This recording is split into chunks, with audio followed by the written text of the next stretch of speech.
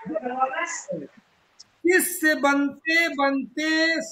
बनते बनते ध्यान योग करते करते ऐसी क्षमता आ जाएगी कि उसके भीतर का आत्म तत्व, जिसको गुरु तत्व भी कहते हैं, गुरु तत्व जब तक जागृत नहीं होगा तब तक वो मुक्ति का मार्ग नहीं होगा। वो दो में फंसा रहेगा, सबसे पार हो जाएगा। मगर गुरु में तो अच्छा गुरुजी, कि हमारे गुरु हैं, गुरुजी एक झगड़ा बना रहेगा, द्वैत बना रहेगा। द्वैत नहीं रहना चाहिए। गुरुर ब्रह्मा गुरुर विष्णु गुरुर देवो महेश्वरा, और गुरु साक्षात परम ब्रह्म तस्मै श्री गुरुवे नमः।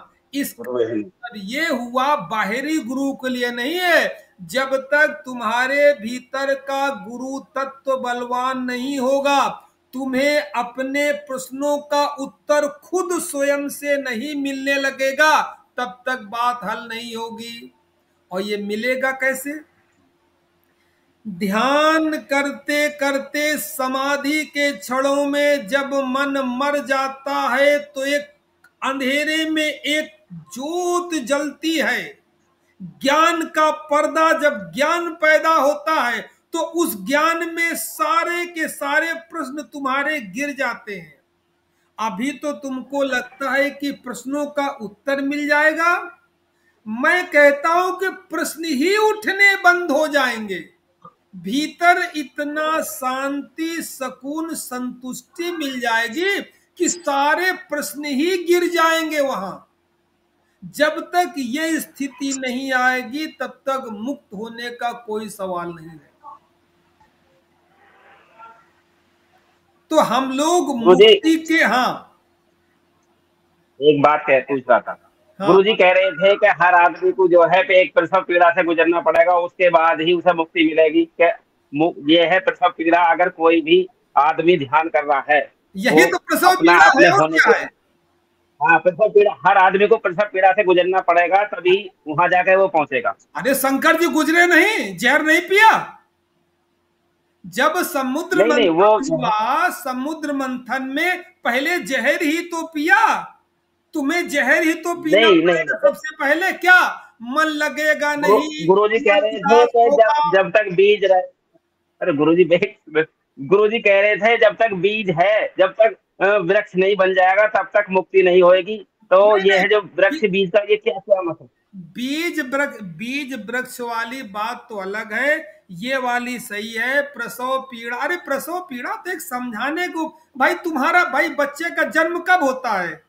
माँ को बच्चा जब पैदा होता है तो प्रसव पीड़ा होती है। ये प्रसव पीड़ा ही है जो तुम्हें कष्ट लगता है, मन नहीं लगता, कभी मन परेशान होता है। बल्कि मैं तो उल्टा कह रहा हूं, तुम प्रसव पीड़ा से बाहर आधे निकल चुके हो। उनसे पूछो जो माला लिए बैठे हैं, मन लगता नहीं, भड़बड़ाता है। कम से कम तुम्हें मैं देखता हूं कि तुम 1 घंटे बैठने की क्षमता तो रखते हो, मैं तो डेली देख रहा हूं। जरा और दुनिया में, संसार में निगाह उठा के किसी व्यक्ति को देख लो, उससे कह लो जरा आंख बंद करके आधे घंटे बैठ जाए, कितने व्यक्ति मिलेंगे? इतने व्यक्ति मिलेंगे कि 30 मिनट बैठना उसका भारी हो जाएगा। इतनी पीड़ा होगी कि भड़बड़ा करके आंख खोल ही देगा, वो बेचैन हो जाएगा। तो आधी तो नैया तुम्हारी पार है। जैसा मैं देख रहा हूं, कम से कम किसी बहाने 1 घंटे बैठ तो रहे हो।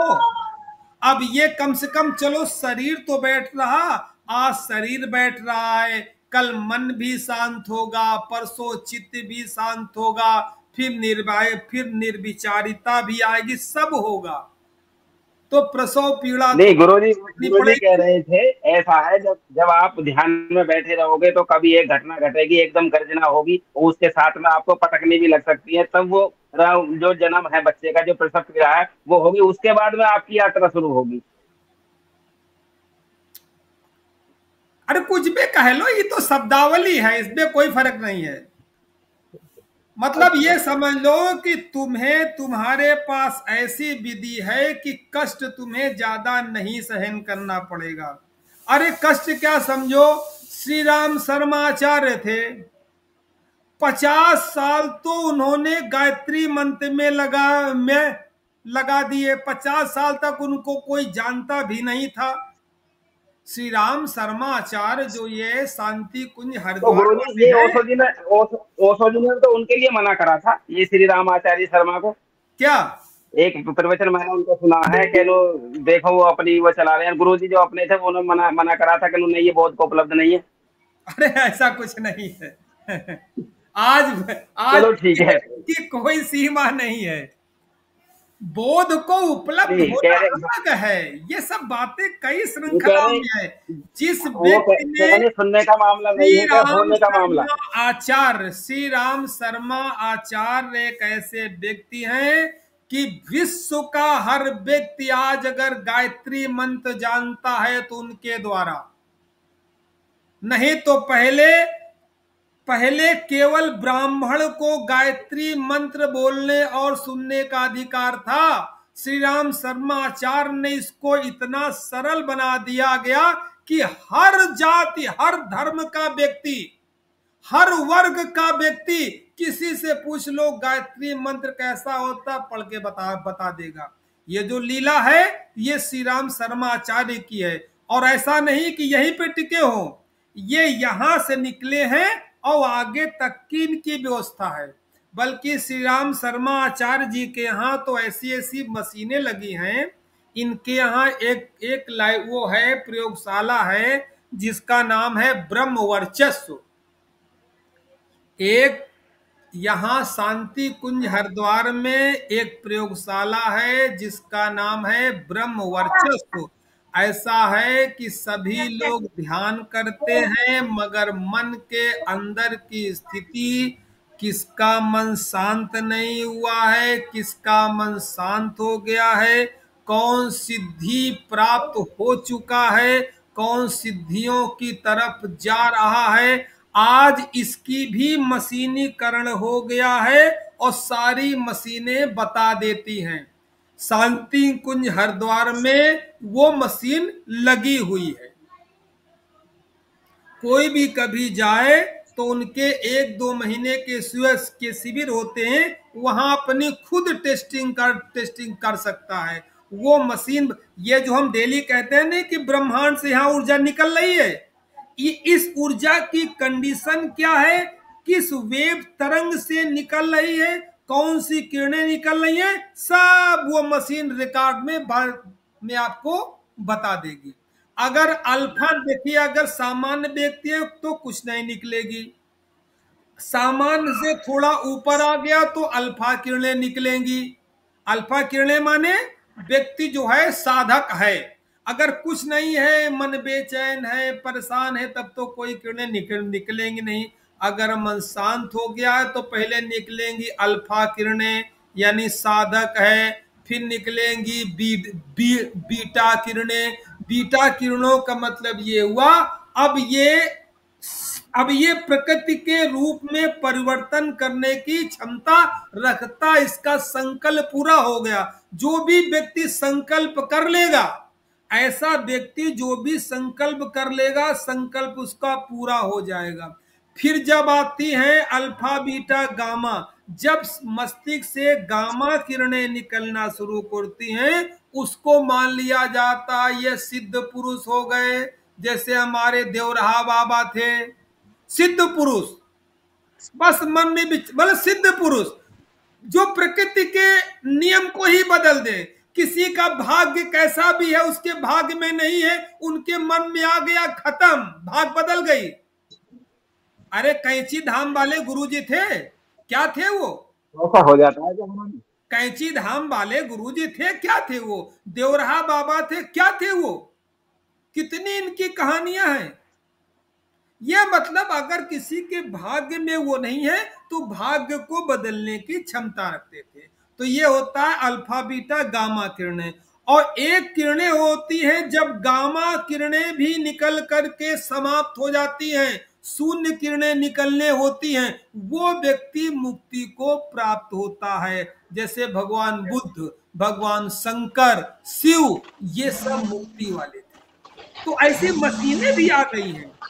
ऐसा इसका नहीं नंबर मिला, ये इसका कोई नंबर मिला, कोई भेष रखा इसका ले, नंबर मिला, भेष इससे फोन रखा कर ले दूंगा मैं। और थोड़ा सा चिलम का वो शाम ही नशा का कर ले, उसकी 88 आंखें 59 चढ़ जाए वो और दुनिया उसको सिद्ध मानने लगे। 88 आजकल 69 मशीनें भी हैं, उसका टेक्नोलॉजी होएगा ही, बहुत वो बढ़ मैं गई है। कर दूंगा मैं बात। जैसे आपने अक्सर सुना होगा कि कुछ लोग भूत प्रेत मानते हैं, कुछ लोग भूत प्रेत नहीं मानते, मगर आजकल कैमरे इतने सेंसिटिव आ गए हैं कि जहां भूत प्रेत होते हैं इनकी फोटो भी खींच लेते हैं। खूब सुना होगा आप लोगों ने, इतने सेंसिटिव कैमरे आ गए हैं। ये अल्फा बीटा जो गामा गामा किरणें निकलती हैं, इनकी फोटो भी खींची गई है। एक फोटो तो हमने स्वयं देखी है, जब शरद पूर्णिमा होती है, शरद पूर्णिमा के दिन कैलाश पर्वत पे जो मानसरोवर झील है, वहां लोग जाते हैं। वहां फोटोग्राफी हो रही थी, व्यक्ति आपस में शिवरात्रि को फोटो खींच रहे थे। तो एक कैमरामैन ने जब उसका प्रिंट निकाला तो पता चला कि शरद पूर्णिमा के दिन चंद्रमा से चांदनी चांदनी जैसा प्रकाश जो है, वो जो वहां कौन सी मानसरोवर झील है उसके अंदर गिर रहा। इन आंखों को दिखाई नहीं पड़ा, मगर अमेरिकन 1.5 लाख का कैमरा था, उसने उसको कैच कर लिया, उस फोटो को। ये तो हमने देखी, 10 साल हो गए। तो ऐसा नहीं कि श्री राम शर्मा आचार्य ऐसे हो। ठीक है, व्यक्ति अपनी अपनी विचारधारा है, कहने वाली बात दूसरी है। तो चलो, समय बेकार न करें, चलो चलो बाद में हम करेंगे। लोग भी सीधे अपना जो है वही तरंगे निकालने की कोशिश करें ओंकार के द्वारा। हम तो सीधे ओंकार के द्वारा रीढ़ की हड्डी में तरंग निकालने सुषुम्ना नाड़ी में प्रवेश करेंगे। इससे अल्फा बीटा गामा अपने आप पीछे चली आएंगी। जब हम शून्य की ओर बढ़ेंगे तो उसकी छाया की तरह सारी की सारी अपने आप पीछे चली आए, इसकी हमें कोई फिक्र करनी ही नहीं है। और यही नहीं, अगर ईमानदारी से इसको 40 दिन कर लिया, या कुछ लोगों को अनुभव हुआ होगा, पूरे दिन इन तरंगों का अनुभव मस्तिष्क में हो सकता है। बहुत लोगों को अनुभव हुआ होगा और होता है। आप ही लोगों से फोन आते हैं, या कितने मेरे पास फोन आते हैं जो इसको रेगुलर कर रहे हैं। पूरा दिन इतनी झंझनाहट, कंपन, मस्तिष्क में ऐसा लगता है कुछ निकल रहा है। अब यहाँ मशीनें तो है नहीं, मगर तुम्हारा हृदय, तुम्हारा अनुभव सबसे बड़ी मशीन ये है। हालांकि तुम्हें वो बहुत छोटी चीज लग रही होगी, मगर बहुत महान चीज है वो। बहुत लोगों को अनुभव हो रहा होगा कि कभी कभी ऐसा लग रहा है कि तरंगे निकल रही, हवा निकल रही, शरीर झंझना रहा, पूरी मस्तिष्क में कंपन हो रहा है, जैसे कुछ घूम रहा। खूब होता है, बहुत देखा हमने। अब आप लोगों को भी अक्सर खूब होता होगा, बहुत समय हो गया करते करते। किसी को ऐसा अनुभव हो रहा है? माथे में गुरुजी, माथे में झुंझुनी सी होती है यहाँ। नाभि में भी होगा नहीं, जैसे सर में है, रीढ़ की हड्डी में, किसी को हुआ अभी तक? नाभि में झटके लगते हैं। है कोई बताएगा? दिन में नहीं होता गुरुजी, दिन करते हुए तो महसूस होता है। दिन में तो वैसे सुन्नापन सा है दिमाग में, बस जैसे मेरे सर में होता रहता है गुरुजी। हाँ भाई, होता रहेगा, वही तरंगे हैं। अब जरूरी थोड़ी कि मशीन बताएगी। अरे हृदय खुद मशीन है, अपने आप बोलता, अपना आपा अपने आप बोलता है। तो चलिए, जब साक्षी भाव में भी आने की कोशिश करता हूँ तभी होने शुरू हो जाता है। हाँ, तो भी हो जाएगा। हाँ, जैसे साक्षी भाव में, साक्षी भाव, या आजकल नई विधि हम करा रहे हैं मैं की, जहां आप मैं में स्थापित होना शुरू होंगे, बस वो शुरू हो जाएगा। जी जी। चलो, आंखें बंद, ओंकार में डूबना शुरू करेंगे।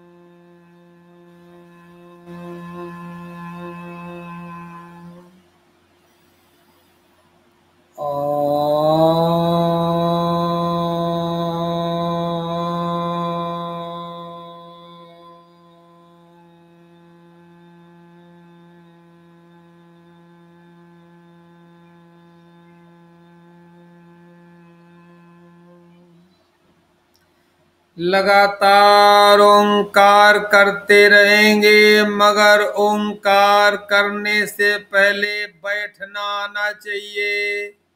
बैठना ही सबसे बड़ी कला है। अगर बैठ गए तो आधा काम तो इसी में हो गया।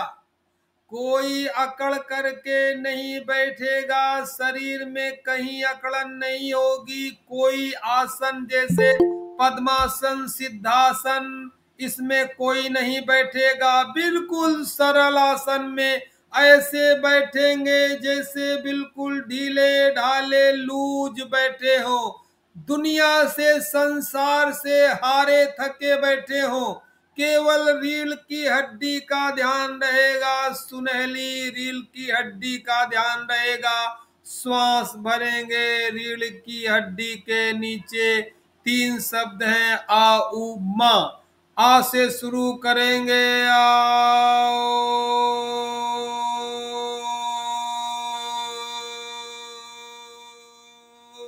75% श्वास ओ में लगाएंगे और कंठ तक ले आएंगे। 25% जब श्वास बचेगी उससे मस्तिष्क में कंपन पैदा करेंगे और माँ का 25% श्वास माँ में लगाएंगे और माँ का उच्चारण करते हुए तरंगों को ब्रह्मरंध्र से निकलता हुआ अनुभव करेगा।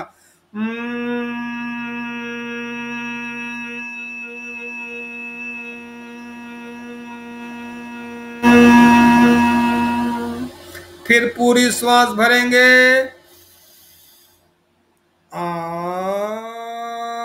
शुरू करें।